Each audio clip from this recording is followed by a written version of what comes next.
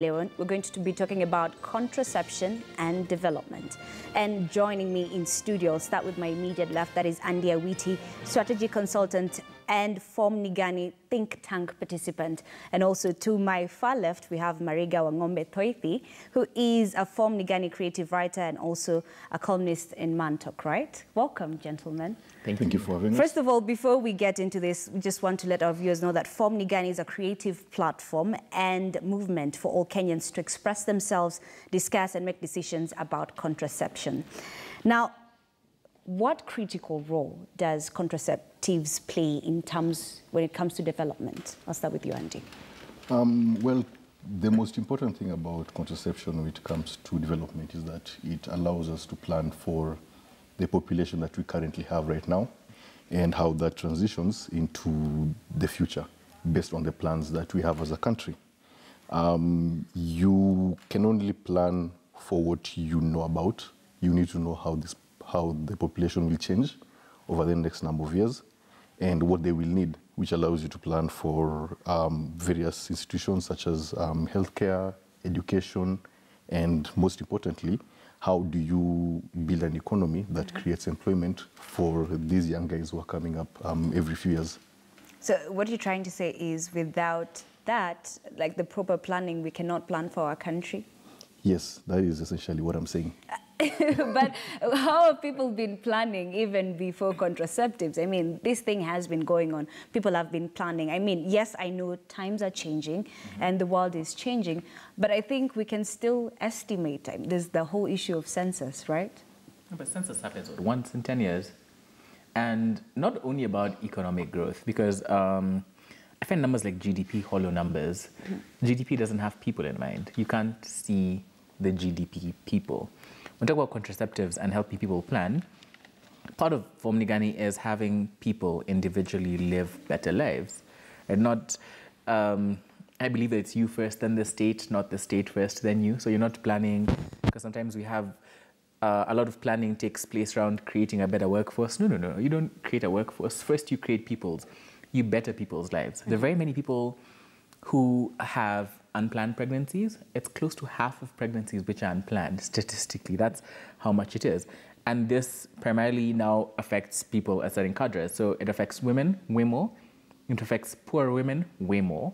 And women are half the population. So half the population, bring at 80% of Kenyans being poor, you can see what the number looks like. Yeah. People are living very sad lives in very many ways. You have kids, and there's so many barriers to contraception. Cost, culture, patriarchy as it works. And so you're finding that women basically have almost no choices when it comes to these things. And people don't look at it from that perspective, because once you say contraceptives, people say it was our mama, and then that conversation dies there. Yes. Men who give the babies don't think they are part of this whole situation. Yeah. Yeah. So would you take a contraceptive? I would. Would you? I would. That's different. I've never had that perspective. Most men usually fear contraceptives. Most men fear children. Yeah. In fact, there's a study I was reading on why men use condoms. Men are way more afraid of children than of STIs, of AIDS, of anything. This is the #1 fear men have during intercourse. And so this should primarily be a male conversation, male-led conversation. Yeah. Yes, sir, when we talk about contraception and childbirth, in many ways, we've been taught to believe that it's a woman's thing. And so when you bring it up, people are like, hey, we talk about women's things, but men are starting to have more and more options. Primarily it's condoms. Even less was vasectomies. Vasectomies have had a pretty slow uptake rate, unfortunately. Kenya is pretty low. It's under 0.5%. Yes. And even internationally, it's still at under 0.5%. So now things have been developed, things like the male, there's a contraception coming up, which will be an injection, which would work for about 13 years. So more options might come up. But science is good, but there's only so much science can do. Men would need to have this conversation. And that's the thing. And Andy, I know I cut you short and I'm sorry, but the whole conversation around men specifically, like just a woman sitting with the husband or the boyfriend and starting this conversation like, let's talk about contraceptives, let's talk about family planning.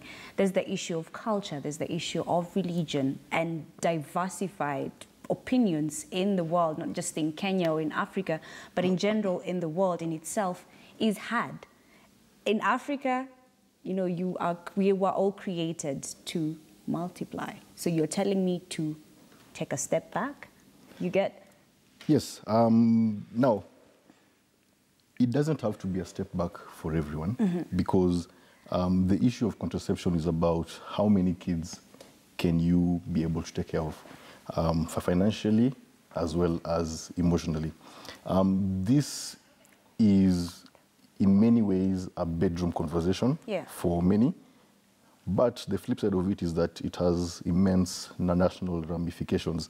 I guess I can extend this further to his point on the patriarchy. We are a country where the majority of the leaders are men. The majority of the decision makers are men, and this narrative about contraception being a women's only issue has kind of made them ignore it. And this is the ramifications of this are now what we are currently seeing, and that makes it very important to bring men into this conversation. All right.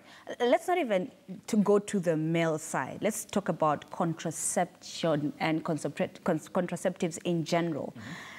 Nowadays, we are seeing youth, even children under 18, just go buy over-the-counter contraceptives, P2s. You know, nowadays we see things like patches being found anywhere. We're seeing clinics that can actually just, you know, you pay and you get your IUD or you get your implanon and all that. But what are the effects long-term? One, age. Let's take a look at the age and the effects long-term. So one, I'd like to change the conversation just a bit as the right to contraception is a human right. People separate it. When you talk about human rights and all these, so people think about it as a social issue. It's social, but it's also a human right because it affects people's daily lives, ability to plan, and literally goes to the extent of when you talk about like sexual reproductive health, the women dying during childbirth, who are 7 a day, and all these numbers put together. So it is a human right. Now, people are very comfortable with it, with people above 18. But below that, it brings a question, right? That's been part of the questions around like things like, should we have sex ed for children? So more and more studies are showing that kids are having sex much younger. So kids are having sex by the time they're 9 or 10. Now, people's suggestions are that you have sex ed or contraceptives when you're 16 or 18. People want sex ed and contraceptives 8, 9 years after these children are sexually active, which makes no sense. But there are questions, right? There are questions around things like the contraceptives and their long-term impact. So one, not all contraceptives aren't 100% effective, and they do have side effects, so we can't go around that. Now, things like conversations usually like this go around P2. P2 is a small part of the contraceptive world, right? There's condoms, there's IUDs, there's a pill, there's everything else. Different bodies react differently to it. Now, it's a matter of, in many situations, weighing off balances, as adults do in many of these situations. Like adults, you're a man and a woman, you think about it, what works for you and what works for your body. Do these children have enough autonomy and rights to make decisions about their own sexual lives? Because what I've found a lot of the discussions around these are that these are children, my children would never have sex, and if they do, they shouldn't, but they're doing it. And so the question is, okay, so now, and the truth is, this is not a drive to stop people having sex because that doesn't exist. It's a question of what do you do now? How do you move forward? It's one, accessing, because what we're pushing for is access to contraceptives, but two, not only just access, it's also information. Because contraceptives don't work for everybody in the same way. And ease of having contraception doesn't mean that you shouldn't think about it. So part of now what we're pushing for is educated and informed access to contraceptives. Which I think is the problem, because I know of areas in the country where there's rampant early child pregnancy, and we're seeing now the parents actually taking their kids for family planning, you know, getting kids 10 years, 11 years into family planning. That's way too young. Not forgetting, yes, you're taking me into family planning. As a child, I'm not mature enough to understand how these things work. So basically, yes, I know, okay, now I cannot get pregnant, meaning I can have as much sex as I want. Then that comes with the issue of condoms. Not everyone uses condoms. So then you're protecting me from pregnancies, but you're not protecting me from STIs, STDs, AIDS. What next? What are we telling our children? Andy? I would like to take us a step back. Okay. To what education means with regards to, say, sex education, which I would prefer to call life skills education. You raise a very good point in terms of when they access contraception, do they become careless in their sexual behavior? Yeah. Here's a way of looking at it. Life skills education can start from a very early age. It starts with knowing your personal space as a child, whether you're a boy or a girl. Then as you transition into, say, school, you get to interact with other kids, you grow older, you get exposed to things like making out or holding hands. So you train or you educate the kids on how to have autonomy and still respect other people's personal spaces. Then it slowly transitions into you're now mature enough, or rather you are physically capable of having kids. This is a conversation we need to have about, say, now this is a parent talking to the kid. These are the risks you face if X, Y, and Z happens. Yeah. Depending on how that goes, kids may need some contraception information at that point in life because, as you said, kids are having sex. We are waiting to talk to them at 18. While, they've already experienced and explored. So they have either had sex, or they know friends who've had sex, or they have had conversations about sex with their peers. Because right now, they don't exactly look up to parents and teachers for this information. True. So how do we inculcate this conversation about,